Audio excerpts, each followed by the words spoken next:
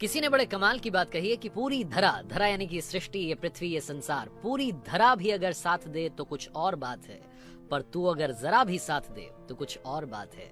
यूं तो चलने को एक पांव से भी चलते हैं लोग, मगर दूसरा भी साथ दे तो कुछ और बात है।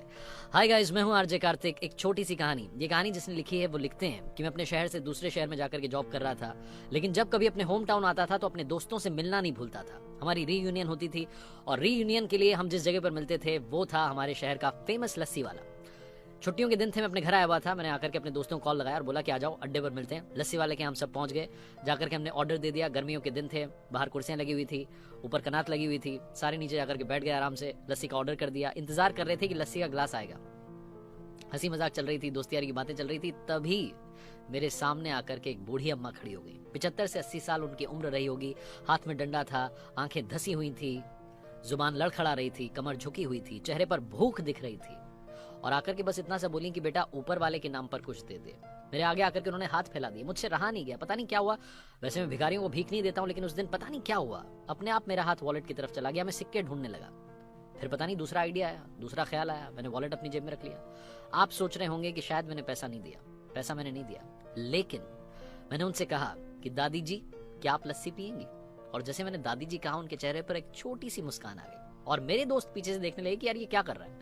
मतलब 5 रुपए, 3 रुपए, 7 रुपए में बात खत्म हो जाएगी, 10 रुपए में बात खत्म हो जाएगी। सिक्के दे के फ्री कर लस्सी पिला रहा 30 रुपए की। मतलब दोस्तों को शायद ऐसा लग रहा होगा कि मैं गरीब हो जाऊंगा, वो मुझे ठक करके चली जाएंगी। लेकिन मैंने फिर से पूछा कि दादी जी, क्या आप लस्सी पियेंगे?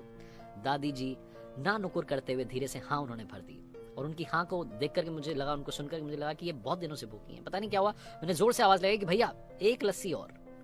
दादी जी दूर जाकर के खड़ी हो गई, फिर से वापस मेरे पास आई। अपनी पोटली में से कुछ सिक्के निकाले और बोली कि बेटा ये 5-7 रुपए है, आप जो पेमेंट करोगे उसमें ये पैसे मिला लेना। मेरे चेहरे पर सारे भाव उड़ गए, मेरे आंखों में जैसे आंसू सूख गए। ऐसा मुझे लगा कि मैं सुन्न रह गया। उन्होंने मुझे पैसे देने की बात कर दी। मैंने उनसे कहा कि माता जी माफ कीजिए, आप जाकर के बैठिए, अभी लस्सी आ रही है।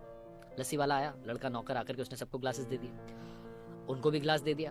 अब वो दूर जाकर के बैठ गई नीचे जमीन पर। हम सब कुर्सियों पर बैठे हुए थे।